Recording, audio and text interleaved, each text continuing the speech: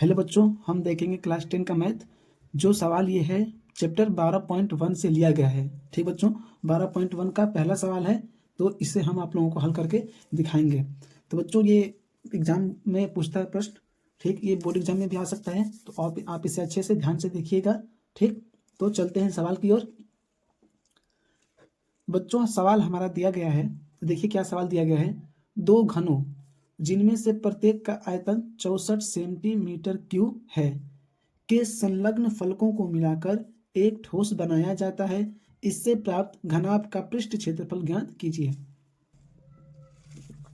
हमें क्या ज्ञात करना है बच्चों? घनाभ का पृष्ठ क्षेत्रफल। तो पहले देखते हैं शुरू से। दो घन, हमें दो घन लेना है बच्चों। देखिए ये पहला घन हो गया हमारा और ये दूसरा। दो घन, दोनों घन हो गए, जिनमें से प्रत्येक का आयतन, प्रत्येक मतलब दोनों का बच्चों पूछ रहा है, प्रत्येक का मतलब दोनों का, इसका भी और इसका भी, इन दोनों का आयतन 64 सेंटीमीटर क्यूब है। ठीक बच्चों, दो घनों जिनमें से प्रत्येक का आयतन 64 सेंटीमीटर क्यूब है। दो घन हो गए हमारे, इन दोनों का आयतन 64 सेंटीमीटर क्यूब दिया गया है। तो यदि बच्चों देखिए, आप यहाँ पर ध्यान दीजिए, यदि कोई भी घन हो, यदि घन का आयतन दिया रहता है तो हम घन की भुजा ज्ञात कर सकते हैं। ठीक बच्चों, घन की आयतन से हम घन की भुजा ज्ञात कर सकते हैं। आप लोगों को समझ में आ रहा होगा हम क्या कह रहे हैं कि कोई भी घन हो, यदि उसका आयतन दिया रहेगा तो हम उससे इसकी भुजा ज्ञात कर सकते हैं। तो हम लिखते हैं, देखिए पहले लिख लेंगे घन का आयतन, यही दिया गया हमारा, लिख लेते हैं घन का आयतन। ठीक ना, घन का आयतन कितना दिया गया हमारा? घन का आयतन 64 सेमी क्यूब, ये दिया गया ना बच्चों। हमारे घन का जो आयतन है, दोनों घनों का आयतन 64 सेंटीमीटर क्यूब दिया गया है। इसका भी 64 ही होगा और इसका भी 64। तो हमने अभी बताया था आपको कि आयतन से हम किसी भी घन की भुजा ज्ञात कर सकते हैं। यदि घन का आयतन दिया हो तो हम घन की भुजा ज्ञात कर सकते हैं। तो घन का आयतन का सूत्र क्या होता है बच्चों? तो घन के आयतन का सूत्र होता है भुजा क्यू। क्या होता है? भुजा क्यू। तो भुजा क्यू कितना दिया हमारा? 64 सेमी क्यू। ठीक है बच्चों, तो घन का आयतन दे दिया है 64 सेमी क्यू, इसका सूत्र होता है भुजा क्यू। ठीक है, अब आगे देखिए क्या करेंगे। भुजा क्यू बराबर 64 सेंटीमीटर क्यू। तो भुजा ज्ञात करने के लिए हम क्या करेंगे बच्चों?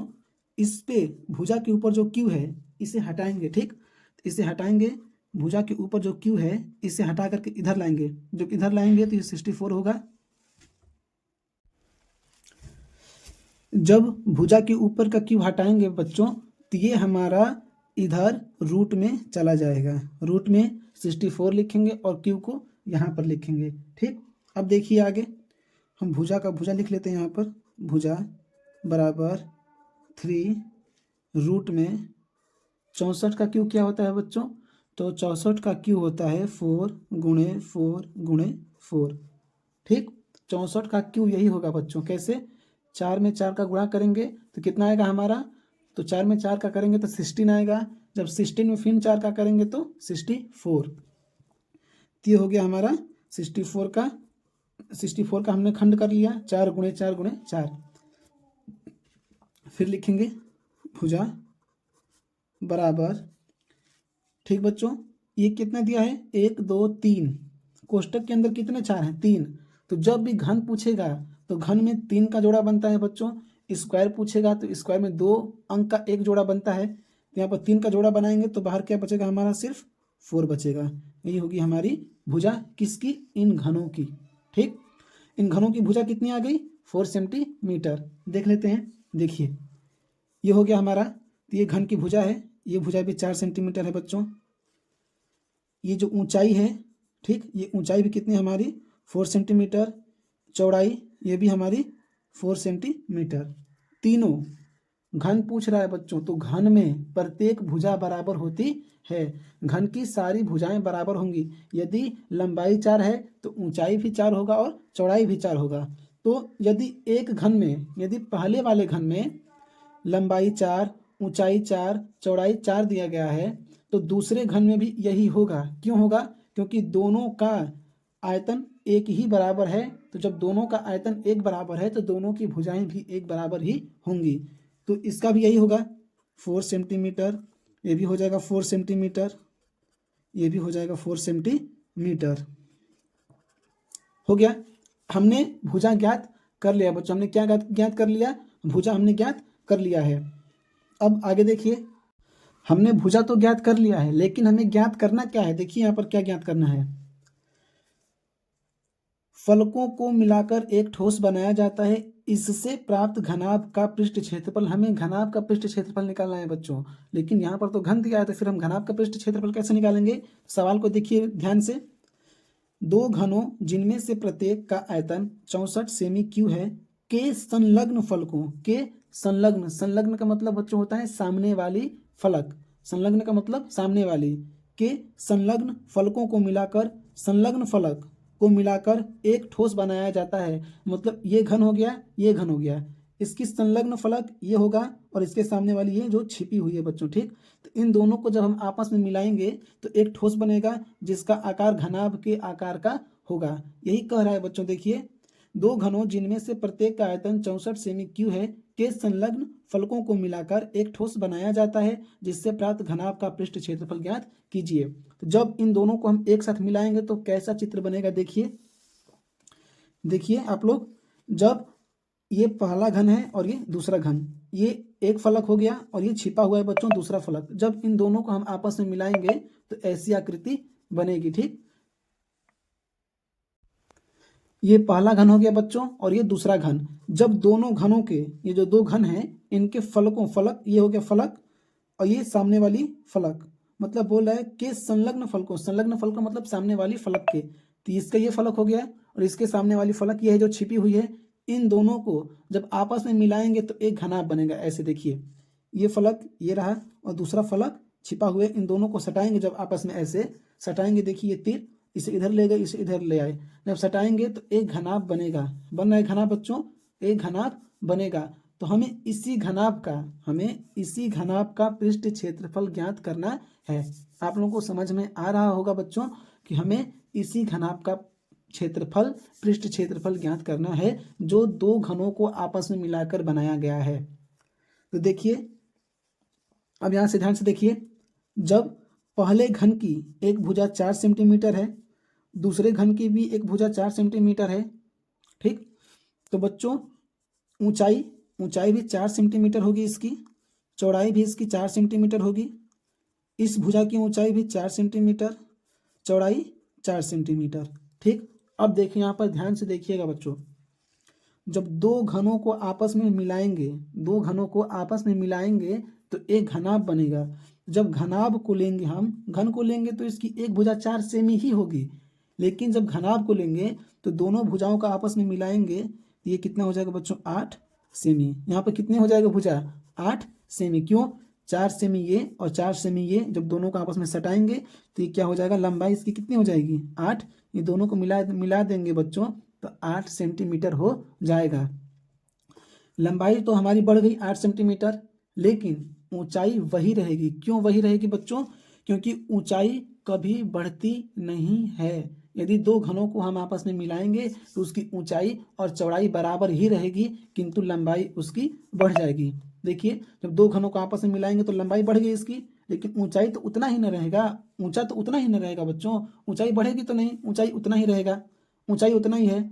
और देखिए ये चौड़ाई है, चौड़ाई भी उतना ही रहेगी, इसलिए हम ऊंचाई 8 लिखेंगे, चौड़ाई 4 लिखेंगे और ऊंचाई भी 4 ही लिखेंगे, ठीक। अब चलते हैं आगे। सवाल क्या पूछ रहा है हमारा, घनाभ का पृष्ठ क्षेत्रफल। तो अब हम लिखते हैं घनाभ का पृष्ठ क्षेत्रफल हम निकालेंगे, ठीक है। आप लिख लेते हैं घनाभ का पृष्ठ क्षेत्रफल। तो घनाभ का पृष्ठ क्षेत्रफल लिखने से पहले हम लिख लेते हैं घनाभ में कौन सी भुजा कितनी सेंटीमीटर दिया गया है, ताकि हमको सवाल लगाने में आसानी हो बच्चों। लंबाई होगी, लंबाई हमारा कितना दिया गया है, 8, चौड़ाई कितना है, 4, ऊंचाई कितना है बच्चों, चौड़ाई 4 हो गया, ऊंचाई 4 होगा ना, 4। ऊंचाई तो बढ़ेगी नहीं, चौड़ाई भी नहीं बढ़ेगा बच्चों, चौड़ाई हमारा उतना ही रहेगा, ऊंचाई भी उतना ही रहेगा, लेकिन लंबाई बढ़ जाएगी। जब दो घनों को मिलाएंगे तो एक घनाभ बनेगा तो वो लंबा हो जाएगा, ठीक। तो लंबा हो जाएगा तो ये 8 सेमी हो गया लंबाई, चौड़ाई 4, ऊंचाई 4। अब हमें क्या ज्ञात करना है, घनाभ का पृष्ठ क्षेत्रफल। तो हम लिखते हैं बच्चों यहाँ पर घनाभ का पृष्ठ क्षेत्रफल। घनाभ, हमें यही ज्ञात करना है, का पृष्ठ क्षेत्रफल। ठीक है ना, आप लोगों को समझ में आ रहा होगा। हमें यही ज्ञात, घनाभ का पृष्ठ क्षेत्रफल। तो देखिए आप लोग, घनाभ के पृष्ठ क्षेत्रफल का सूत्र होता है, हम आप लोगों को सूत्र लिख कर दिखाते हैं, 2LB plus BH plus HL। यही फॉर्मूला होता है बच्चों घनाभ का पृष्ठ क्षेत्रफल निकालने का। कभी भी कहीं भी यदि घनाभ का पृष्ठ क्षेत्रफल पूछे तो हम यही फार्मूले के ऊपर अंक को रख करके, इसी फार्मूले के ऊपर हम इस सवाल को लगाएंगे। ठीक, हम इसी फार्मूले के ऊपर इस सवाल को लगाएंगे। अब देखिए आप लोग क्या करेंगे आगे, 2 का 2 लिखेंगे यहाँ पर। लंबाई कितना दिया गया हमारा, देखिए लंबाई 8 लिख लेते हैं। चौड़ाई 4 प्लस चौड़ाई 4, ऊंचाई 4 प्लस ऊंचाई 4, चौड़ाई 8। हमने मल्टीप्लाई का चिन्ह क्यों दिया गया है, हमने मल्टीप्लाई का चिन्ह क्यों दिया है, देखिए L और B के बीच में कोई भी चिन्ह नहीं है, तो यहाँ पर हम गुणा का ही चिन्ह मानते हैं। ठीक, आप लोग ध्यान दीजिए कि यदि L और B के बीच में कोई भी चिन्ह नहीं है तो यहाँ पर किस चीज़ का चिन्ह है, गुणा का, इसलिए हमने गुणा का चिन्ह दे दिया। अब 2 का 2 लिख लें, गुणा कर दो, 8 चौके 32 प्लस 4 चौके 16 प्लस 4 बटे 32, होगा इतना। फिर 2 लिखेंगे, अब 32 जोड़ देंगे, कितना होगा हमारा 64 प्लस 16, होगा बच्चों ना। 32 और 32 को जोड़ेंगे तो 64 प्लस 16। फिर आगे देखिए 2, 64 और 16 का जोड़ेंगे तो 6, 4 और 6, 10 का 0 हासिल 1, 6 1 7 1 हासिल 8, इतना होगा। हम फिर इसको ऐसे इतना होगा। अब आगे लिखेंगे 2, कोष्टक और अंक के बीच में कोई चिन्ह नहीं है तो यहाँ पर भी किस चीज़ का चिन्ह होता है, गुणा का चिन्ह। ठीक, याद रखिए, यदि कोष्टक और अंक के बीच में कोई भी चिन्ह ना हो तो वहाँ पर गुणा का चिन्ह ही माना जाता है। तो अब 80 में 2 का गुणा कर दीजिए, आ जाएगा 160 सेंटीमीटर स्क्वायर। यही आंसर होगा बच्चों हमारा। उम्मीद है बच्चों आप लोगों को सवाल समझ में आ गया होगा। तो प्लीज़ आप लोग वीडियो को लाइक करिए, सब्सक्राइब करिए और हमें सपोर्ट करिए। हम इसी तरह बोर्ड में आने वाले मोस्ट सवाल आपके लिए लेकर आएंगे जो आपके लिए बहुत ज़रूरी हैं पढ़ना। ठीक बच्चों, ये हमारा सवाल हो गया पूरा हल।